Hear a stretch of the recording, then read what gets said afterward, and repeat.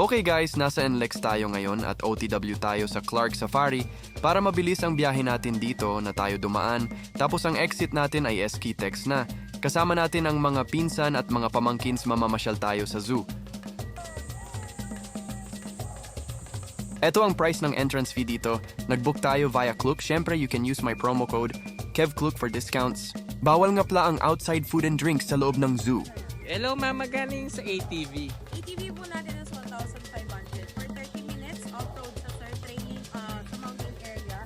So, slopey areas and then real adventures din siya. Pero one person is 1,500. Pag parent and child, it's 2,000. Okay, tapos ma'am, yung mga sasakyan dito, Yung private tour naman natin sir, it's for 13 to 15 packs. Tapos 2 hours siya. Yan ang papasok sa loob ng zoo.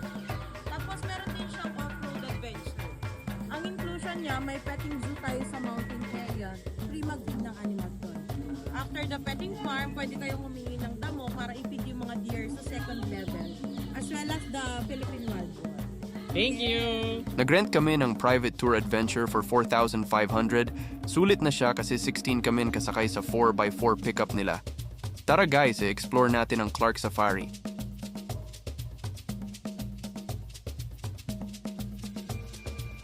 Pakyat tayo ng bundok, and sa taas daw may spot na pwede mag-stop at picture.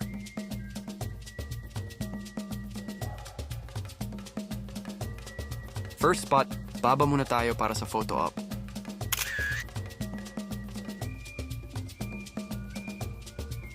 Oh, di ba guys, ang dami namin, hehe.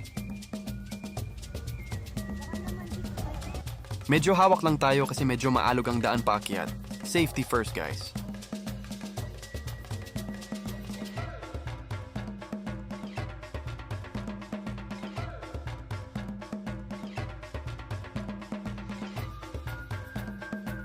Ito yung isang spot pa na pwede mag-picture, may magandang view, at matatanaw mo din ang buong zoo dito. Nakaka-relax dito sa taas, napaka-peaceful at ang ganda ng tanawin.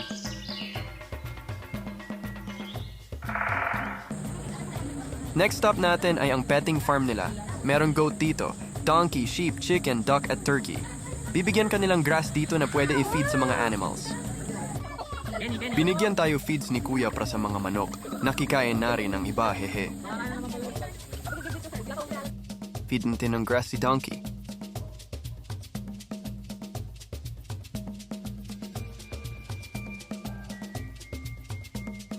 Ayan guys, mukhang enjoy na enjoy sila sa grass na pinapakain natin.